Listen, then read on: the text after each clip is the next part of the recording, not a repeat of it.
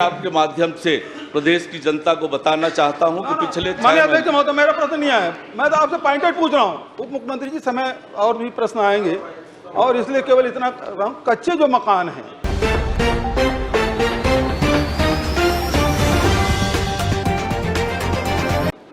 मेरा प्रधानमंत्री आवास योजना से संबंधित प्रश्न है। तो ये वो विज्ञापन में जो लगा हुआ है 18 लाख आवास, उससे बाहर है कि उसी में से है ये?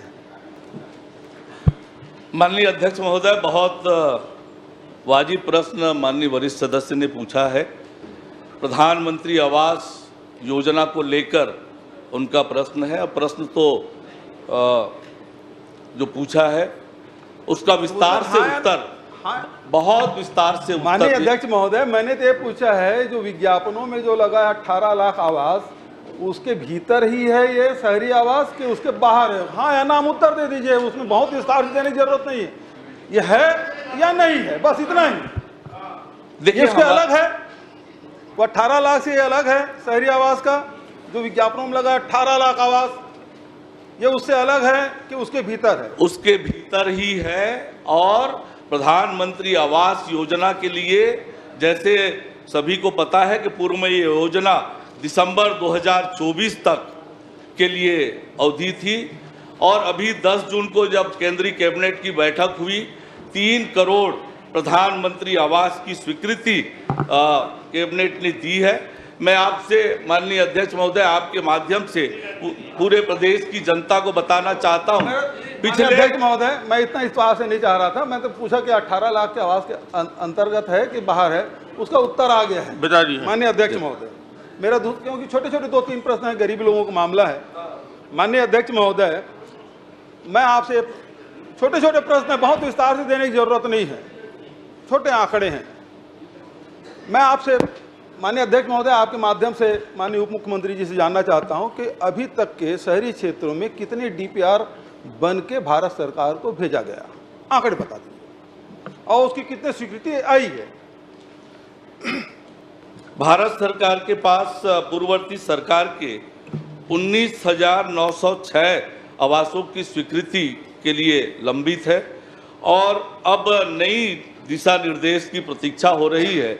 जो 3 करोड़ आवास नए स्वीकृत हुए हैं, उसके अनुरूप वो छत्तीसगढ़ के लिए नहीं है आदरणीय। मैं तो छत्तीसगढ़ के मैं 3 करोड़ के लिए बाहर नहीं जा रहा। नहीं, मुंबई के लिए 19,906 आवासों का डीपीआर भारत सरकार के पास स्वीकृति के लिए लंबित है। माननीय केंद्रीय मंत्री जी से जाकर मिलकर इसे स्वीकृति के लिए हमने आग्रह किया है। उच्च स्तर पर भी लगातार इसके प्रयास हो रहे हैं। हम उम्मीद करते हैं कि उसके अनुरूप होगा। जहां तक पिछले 6 महीनों में हमारी सरकार ने प्रधानमंत्री आवास के लिए जो राशि जारी की है, उसकी जानकारी भी आपने चाहिए है। मैं वो प्रश्न नहीं पूछ रहा हूँ, मुझे अतिरिक्त उत्तर नहीं चाहिए। मैंने तो इतना पूछा है कि आपने डीपीआर भेजा, 19,000 के आंकड़े आपने बता दिए, यहाँ से भेजा गया, लेकिन वहाँ से स्वीकृति कितनी आई? आपने कहा कि पिछले सरकार ने भेजा था, 8 महीने आपकी सरकार को होने जा रहे हैं, आप उसमें भारत सरकार ने कितनी स्वीकृति की? नंबर, हाँ कितना किया है, नहीं किया, बस इतना उत्तर चाहिए मुझे, फिर मैं दूसरा प्रश्न करूंगा। वो उत्तर स्पष्ट रूप से दिया है कि दिसंबर 2024 तक की योजना थी। अभी जनवरी 2024 के बाद नए प्रधानमंत्री आवास की स्वीकृति, नए प्रधानमंत्री आवास शहरी की स्वीकृति प्राप्त नहीं हुई है। पर इस भी बस इतना ही चाहता हूं, नहीं हुई। मतलब 8 महीने में, 7 महीने में आपने एक भी शहरी आवास स्वीकृत नहीं किया। मेरा दूसरा प्रश्न अध्यक्ष महोदय, दूसरा यह है कि कितने हमारे कच्चे मकान हैं शहरों में, उसके डीपीआर बनाएंगे क्या, उसके लिए क्या योजना है? दूसरी बात उसमें कि उसको पट्टा देने की प्रक्रिया शुरू हो गई थी, पट्टा अभी भी लंबित है। तो क्या जो कच्चे मकान हैं उसके डीपीआर बना के भारत सरकार से अनुमति के लिए भेजेंगे, या अनुमति उसमें मिलेगी कि नहीं मिलेगी, योजना में है या नहीं? केवल इतना आपसे पूछना चाहता हूं। जैसे मैंने माननीय अध्यक्ष महोदय बताया कि 19,906 आवास के डीपीआर भारत सरकार के पास लंबित है, और उसके एक मापदंड है कि कितने मकान स्वीकृत होंगे, और उस मापदंड के अनुरूप इस 19,906 मकानों के बाद और निश्चित रूप से मापदंड में आएगा तो और भेजेंगे। मैं जो जानकारी आपके माध्यम से प्रदेश की जनता को बताना चाहता हूं कि पिछले माननीय अध्यक्ष महोदय, मेरा प्रश्न नहीं आया, मैं तो आपसे पॉइंटेड पूछ रहा हूं। उप मुख्यमंत्री जी, समय और भी प्रश्न आएंगे और इसलिए केवल इतना कर रहा हूं, कच्चे जो मकान हैं क्या उसको पट्टा देंगे, क्या उसकी डीपीआर बनेगी या नहीं बनेगी, या बनाने की योजना है तो कब तक बनाएंगे?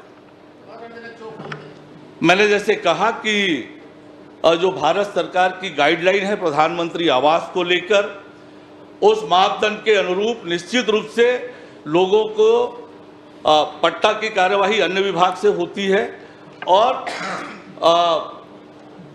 डीपीआर बनाएंगे, मापदंड में आएगा तो जितने अधिक से अधिक लोगों को प्रधानमंत्री आवास मिल सकता है। मतलब आपको ये पता नहीं है कि कच्चे मकान के आपको डीपीआर बनाना है नहीं बनाना, क्योंकि आपने कहा भारत सरकार की जो गाइडलाइन है, आपने वेग में उत्तर दे दिया। अब आपसे यही चाहूंगा कि कच्चे मकान का आप पट्टा देना आपके हाथ में है और उसका डीपीआर बनेगा नहीं बनेगा वो भारत सरकार की गाइडलाइन में। सवाल ये उठता है कि जो पट्टे बने रखे हुए हैं, चाहे वो एसडीएम कार्यालय में हो, चाहे तहसीलदार कार्यालय में हो, चाहे सीएमओ के कार्यालय में हो, चाहे नगर निगम के कमिश्नर के पास, उसको वितरित करेंगे कि नहीं करेंगे, और उन लोगों को डीपीआर बनेगा नहीं बनाने का आप चाहते हैं कि नहीं चाहते? बस इतना करें। जहां तक पट्टे की बात है, ये सरकार, जहां तक पट्टे की बात है, सरकार इस पर विचार कर रही है, परीक्षण कर रही है। परीक्षण कर उस पर निर्णय लेंगे। प्रधानमंत्री आवास में जो भूमि स्वामी होता है वही प्रधानमंत्री आवास का हितग्राही होता है। तो पट्टा देंगे इसके तो भूमि स्वामी बनेंगे भाई। अनुरूप उस पर सरकार विचाराधीन है, सरकार के पास, सरकार विचार कर रही है, परीक्षण कर रही है। आपकी नीति अभी अस्पष्ट है।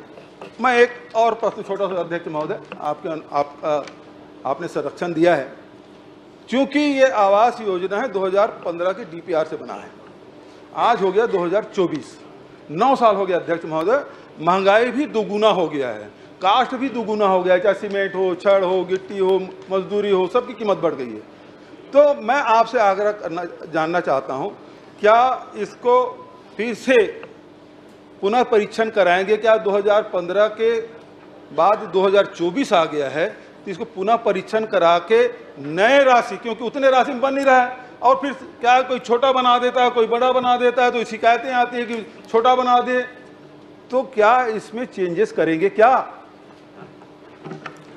माननीय वरिष्ठ सदस्य का सुझाव है, निश्चित रूप से सरकार इस पर विचार करेगी। बहुत एक अंतिम प्रश्न, बहुत हो गए, 5 प्रश्न हो गए।